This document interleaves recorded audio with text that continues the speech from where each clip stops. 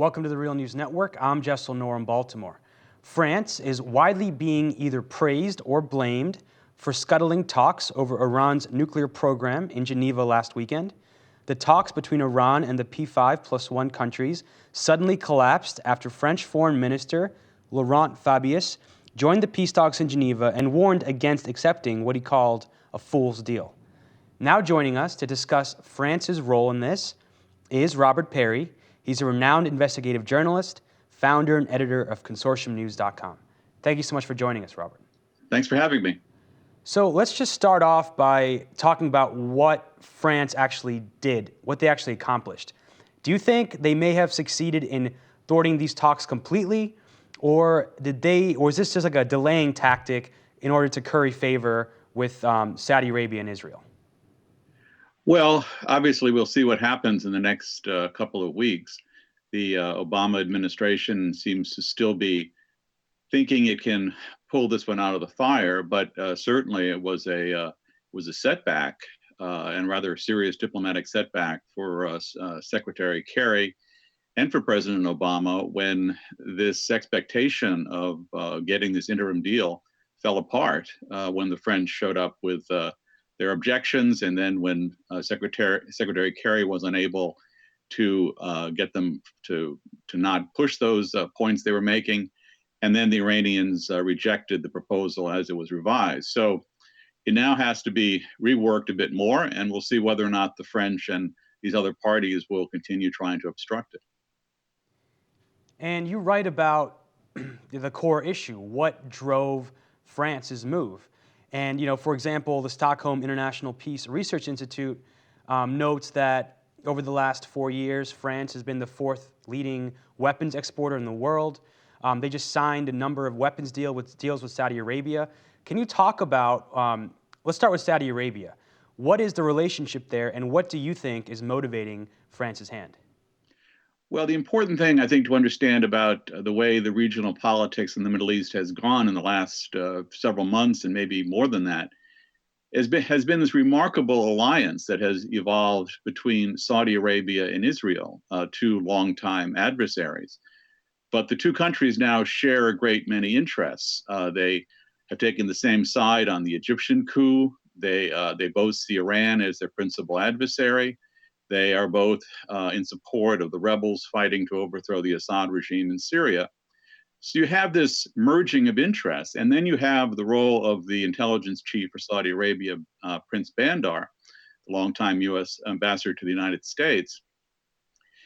And what we've seen is a more sophisticated alliance between these two countries, much of it done still sub rosa behind the scenes, but increasingly coming out into the public. And the key part of this is the two countries have sort of complementary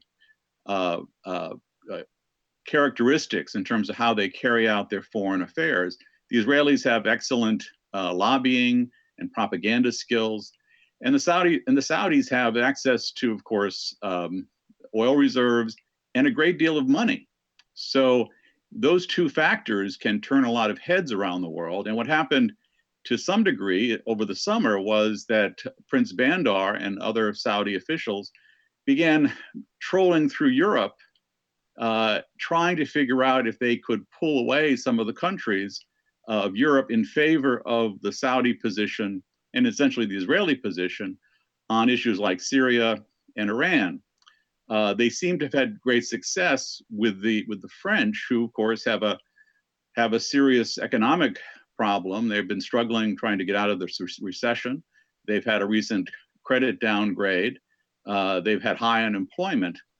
And so when the Saudis began to flash some of their petrodollars around, it was certainly something of interest to the French. And the Saudis have recently been signing up contracts with the French for military assistance. There's a $1.5 billion plan for the French to help refurbish some of the Saudi Navy. And you've had other Gulf states making other deals with France in terms of buying their equipment, especially their military equipment. So what you've got here is the French having a very clear economic incentive to help the Saudis and the Israelis as much as possible. And if we can just talk a little bit more about France's role, even going back in the last few decades, um, have they been? Do you think their foreign policy is motivated by humanitarian goals, or is it just imperialism in the Middle East? Well, I think like all countries, they have a multitude of different interests that play into this. There's of course the historical colonial role that the French have played in places like Syria. There is this desire to sort of reclaim some of that big power status that they once had, to be considered major players on the international scene. The French economic interests, of course, have also been important for them. As you say, they become a fairly important arms exporter, and so they need to have as many markets as they possibly can for those goods. So I think you see with the French. This a mix of wanting to restore some of their old glory, and also wanting to make money for the present. So some analysts have made a lot over the French role in Syria, in Libya, especially in Syria, with the U.S. With France kind of being the biggest proponent for action in Syria in the West. Right. This again fits with this idea of the French trying to perform at the behest of the Saudis and the Israelis. That's the Saudis in particular, but the Israelis as well have supported the idea of overthrowing the Assad regime. Both Saudi Arabia and Israel see the Syrians as allied closely with the Iranians.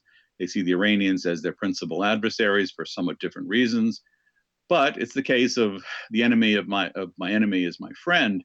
So in this case, the Saudis and the Israelis have both teamed up to see what they can do about keeping the military pressure on the Assad regime, as well as keeping the economic and to some degree military pressure on the Iranians. Now you can't really prove that France is being motivated by monetary interest. They're not going to come out and say this.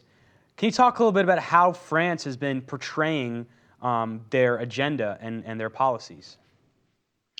Well, the French obviously have publicly acknowledged that they've had these various deals with the Saudis and with other Saudi allied Persian Gulf states. So the fact they have an economic interest is not secret. What ultimately motivates a person is always hard to know exactly. You can always each person, each country has both secret agendas and more public agendas. So yes, you probably can't say 100% that it's all about them getting concessions, economic deals with the Saudis, but that certainly is something that can turn a politician's head, especially given France's economic troubles. Robert Parry, thank you so much for joining us. Thank you. You can tweet The Real News at The Real News. You can tweet me questions and comments at Jessel Noor. Thank you so much for joining us.